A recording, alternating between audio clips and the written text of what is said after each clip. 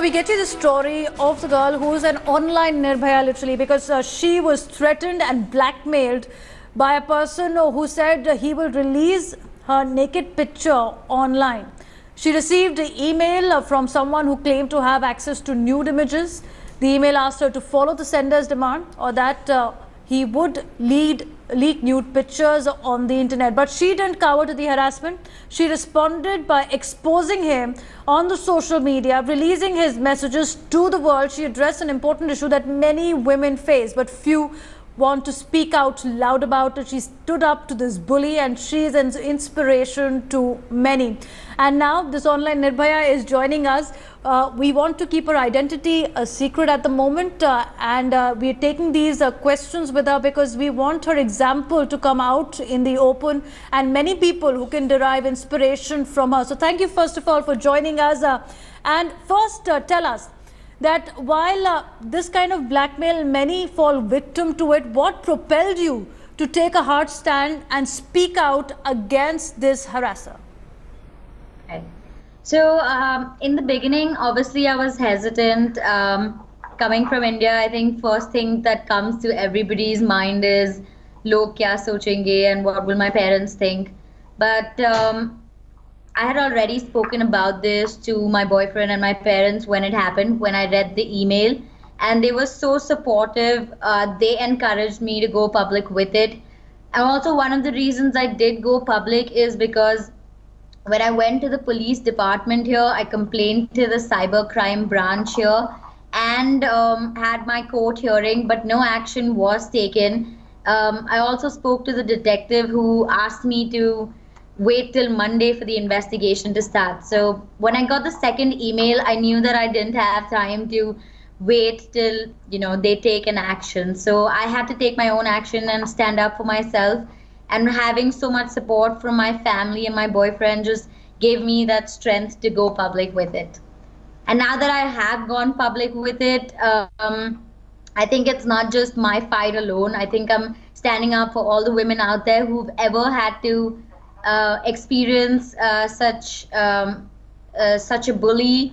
I think everybody, and the only way to fight a bully is by standing up to it. And I just, I'm so glad I went public with it. I'm receiving so much support. Thank you to everybody out there who has supported me and, left messages and comments and shared and liked my post so that it can reach to all the millions of women out there that can draw some inspiration through my story. Absolutely, it's a brave stand that even we are lauding here. But tell us also that you did approach the Mumbai police. What was their reaction? Did they immediately act on against this pervert? After I went public with it, I sent an email, because that's the only way I could report to the cybercrime branch of Mumbai. I emailed them on the website, on the email address mentioned on their website, but I got no response. But by that time, my post had already become so public that I had, news reporters approaching me, trying to cover my story because it had had such an impact back in India. And so one of the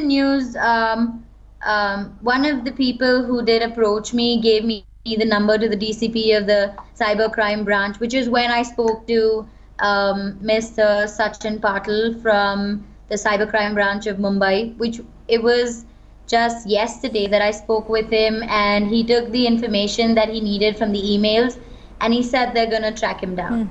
All right, be with me. I haven't got any update yet, but I'm still waiting on. All right. So let me go across to my correspondent Shalini, who's joining us at this point of time. So Shalini, what's the procedure right now that Mumbai police is adopting? Has this pervert been identified? He hasn't been identified yet, but the police is doing all that they can. They've taken all the information they need from the victim. They've taken it via email, and they've lodged. They've taken in a complaint, and they're going ahead trying to crack down who this victim is. They've asked her for the who the harasser is. They've asked her for the IP address, and they're on the case. A lot of measures put in place to identify the person and take action against him, because there are a lot of women out there who are going through the same ordeal, but none of them are coming out. Many are silent on the issue. And after this lady, this young woman has come out and put a post on public, in public and on Facebook, a lot of them are coming out with cases such as these. A lot of them are thanking her, a lot of them are congratulating her for this bold step. The Mumbai police is doing all that they can, and they are assuring that action will be taken place soon. Well, absolutely, the action should be taken, an example must be set. But let me go across to the girl who stood up to the cyber bully. So what would be your message? Because a lot of time there are these cases that come to light, but many times we do not want to go to the police. We don't want to even expose our own identity that we're going through such kind of an ordeal. What will be your message to those who want to stand up to such cyber bullies? Well, my message, I'm actually personally replying to all the women out there who've messaged me on my Facebook, thanking me for standing up. They've shared similar stories about how they were in a similar situation. And just by reading my posts, they've drawn inspiration from it, and they're actually taking action against the men who victimized them.